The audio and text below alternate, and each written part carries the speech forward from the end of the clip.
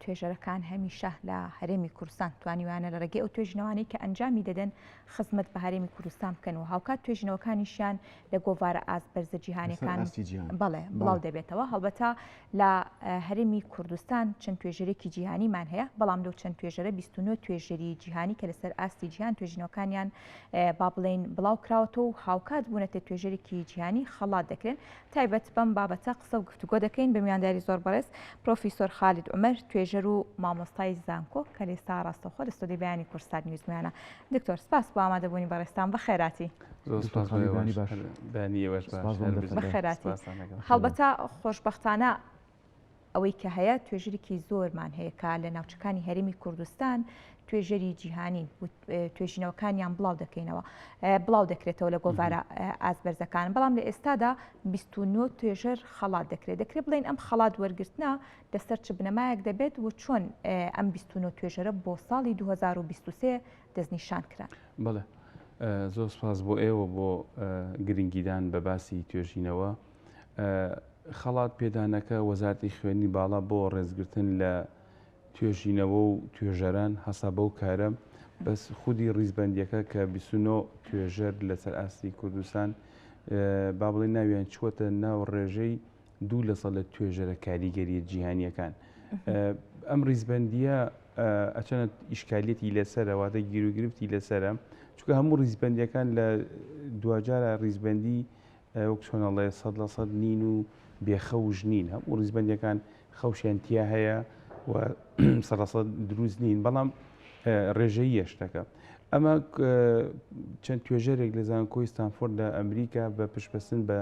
ئەو داتانەی کە لە پەبلیشەری گەورە پەبلیشەر گەورە دەستگای چاپی جیهانی ئەلسیڤەر هەیە کە ئینجن سەرڤیسی هەیە وەکو سکۆپەس بە پشتبەستن بەو داتانە هاتووە کۆمەڵێک با بڵێن پێوەری داناوە بۆەوەی کە توێژەری کاریگەر دیاری بکەیت ئەویش پشتبەستن بە چەند بڕگەیە یەکێ لەوانە چەندێک ئەو توێژەرە خۆی بەکارهێنرێ لەلایەن توێژەرانی جیهانیەوە و چەندە توێژینەوەکانی بەکار ئەهێنرێ لەلایەن توێژەرانی جیهانیەوە ئەمە و کۆمەڵەشتی تر وها دەچوو کە ڕێژەی 2% توێژەر دیاریەکە ساڵانە وەلەو 2% ڕێژەی 29 توێژەری کوردستانی تیا بوو و وەزارەت بۆ تەقدیرکردنی ئەمە هەسا بە بڵێ مەراسیمێک و ڕێزێنان لەو توێژەرانە بەزەم بۆ مانایە نایە کە ئەمە توێژەی ترمانیە کە جیهانی بێ توێژەی ترمانەیە کە جیهانیە و کارەکانی لە گۆڤاری جیهانیە بڵاوەکاتەوە کە لەو 29 کەسە نین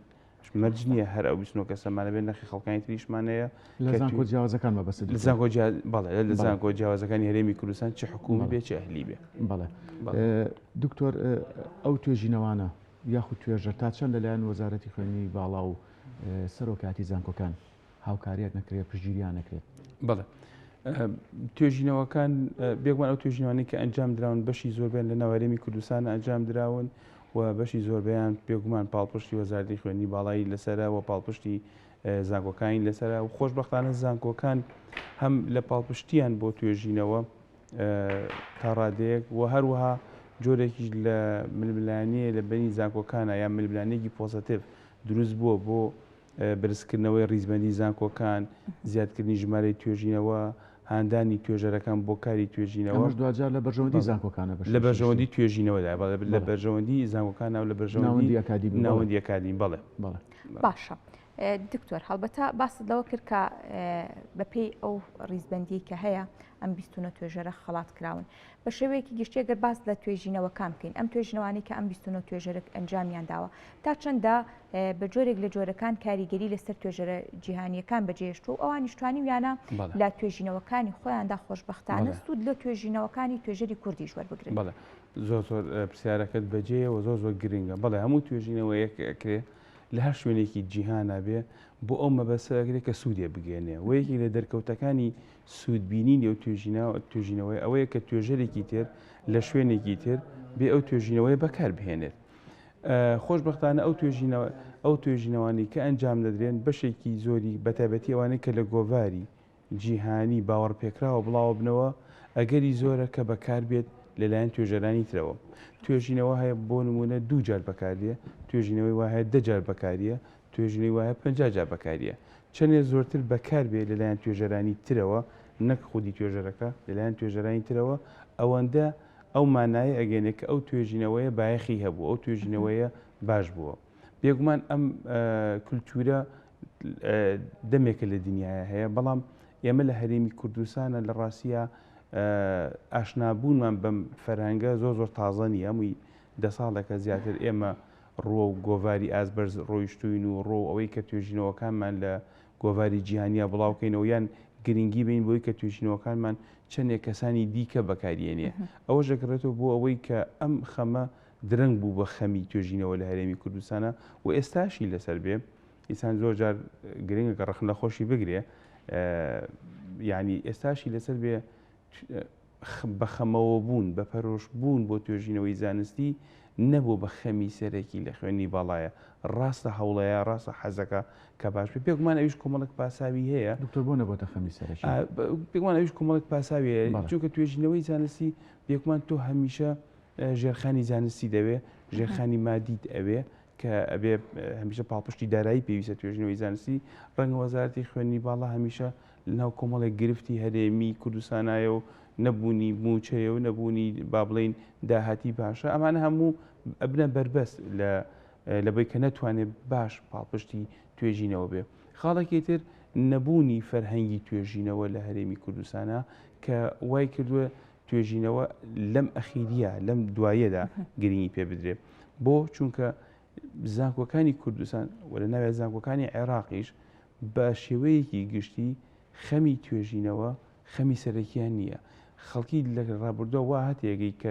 لە زانکۆیە بێت تەناوانە بگوترێتەوە توێژینەوە نەکرێ، یان توێژینەوە ئەکرێت تەنا بۆ بڕوانامە بۆ منە ماسەرێنێ یان کەسەکە دکتۆرای پێێنێ و دایانێ لە شوێنەکە، نەبوو بە خەمێکە توێژینەوەیەک بکە چارەسەری کێشەیەکی واقع بکە، چارەسەری کێشەیەکی تەندروستی بکە، چارەسەری کێشەیەکی ژینگەی وڵاتەکەی خۆی بکە.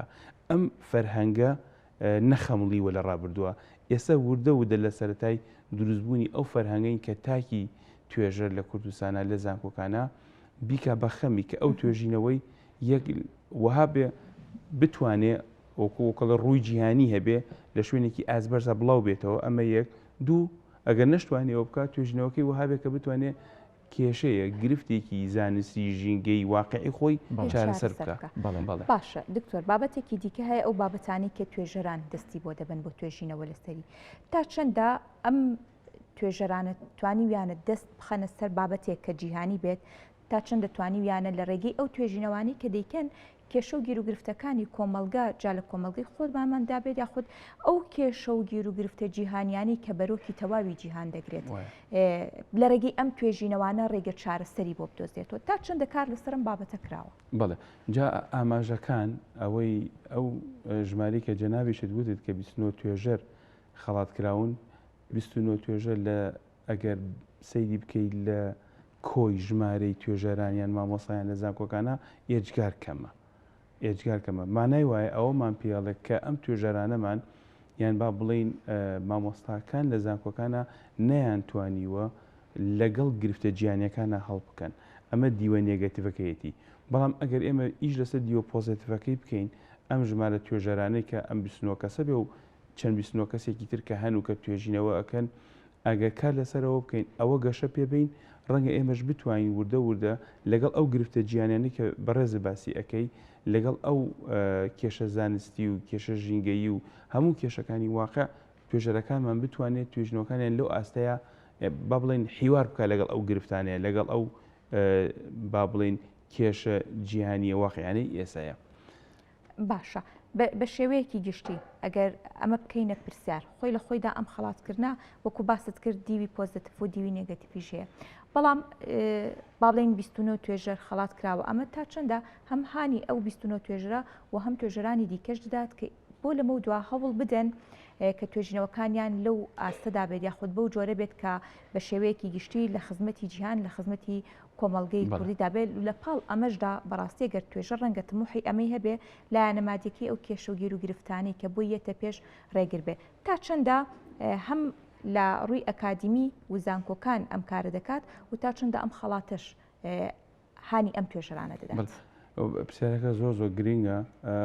ئەم جۆرە لە مەراسیمەکە نایبین یان خەڵاتکردن یان شەرنی هەر خەڵاتکردن بەڵکو مەراسیم بێ یان مناسبە بێ یان کۆبوونەوە بێ بۆ ئەوەی کە توێژەران هان بێ توێژینەوەکانیان وها لێ بکەن کە بتوانرێت بەکار بهێنرێت لایەن توێژەرانی دیکەوە. ئەمە یەک. دوو، توێژینەوە بڵاوکردنەوە لە شوێنی باشی جیهانە ببێ بە کللتور کە بەداخەوە ئەمە ڕنگ بێکم ئەمە دیوێکی تا حدێک ناخۆش بێ ئەوەیە کە فەرهەنگی بڵاوکردنەوەی توێژینەوە لە گۆڤاری جیهانی ئازبەرزە وەکو کللتور لە ناو هەرێمی کوردستان و عێراقا زۆر بڵاو نەبوو. ڕاستە هەوڵی تاکوتەرا هەیە، مامۆسا هەیە، دە بۆسی مامۆسای لە زانکۆیەکە، دە بۆسی مامۆسایەکی تر لە زانکۆیەکی ترا بەردەوام لە خەمی ئەوایە کە توێژینەوەکان لە ئاستی جیهانی بەرزا بڵاوکەنەوە و هەندی ڕێنماییشمان هەیە کە پاڵپشتە بۆەوە کە جی دەستخۆشیە بێەوە بڵم هەندی ڕێنمایی وەزارەتی خوێنی باڵەکەهانی توێژەرانەدا بۆ منە بڕوانامی ماسەری پێ نادرێن دکتۆر هەتاکو توێژینەوەی یان دوان لە گۆڤارێکی جیهانیە بڵاو نەکاتەوە. ئەمە خۆی بۆ خۆی گرنگە، بەڵام پێویست ئەم ڕێنماییانە تۆکمەتر بکرێن، ئەم پاڵپشتیانە زیاتر بکرێن و ئەو جۆرە قسە و باس و کۆبوونەوە و مەراسیمانە زیاتر بکرێن وها بکە کە توێژەرانمان یەک بەرەو گۆڤاری جیهانی ئازبەرز بڕۆن، ئەوە بێ بە فەرهەنگ واتە لای توێژەرێک مامۆسایەک لە زانکۆ لای ئاسایی نەبێت کە توێژینەوەکانی لە گۆڤاری ئازبەرزا بڵاو نەبێتەوە. ئەوە زۆر میمە و بە خەمی ئەوە بێت کە بتوانێت ئەدرێسی یان با بڵین لێکۆڵینەوە بکات لەسەر کێشەکانی سەردەم، کێشە هەنووکەیەکان، کێشەکان کە ئێستا گرفتن لە واقعی جیهان بیان واقعی با بڵین وڵاتی خۆشمانە بێ کە ئەویش دوجار هەمووی بەسراوە بەیەکەوە چونکە ئەوەشت بیر نەچێت توێژینەوەکان ئەمڕۆ یەکەم ژمارەیان زۆر زیاد بووە، کێشە ژینگەی ببوورە کێشە واقعەکان زیاتر بووە، تەکنۆلۆژیا گۆڕاوە، زانست لە گەشەیەکی سەریعایە، ئێستا خەڵک خۆتان نەزان زیرەکی دەستکرد چۆتە ناو هەموو جۆرە لە زانستەکانەوە، هەموو جۆرەکانی تری زانست ینی وەک چۆن بڵێ قەفزەی زانستی واتە با بڵین بازدانێکی زانستی خێرای بەسەرا هاتووە و بێت توێژەرانی کوردمان لە ئاست ئەم گۆڕانکاریە خێرایانە بێت. سپاس بۆ بەڕێستان، زۆر سپاس بۆ پرۆفیسۆر خالید عومەر توێژەر و مامۆستای زانکۆ دووبارە سپاس بۆ سپاس بۆ ئێوە شار بێژیت سپاسان.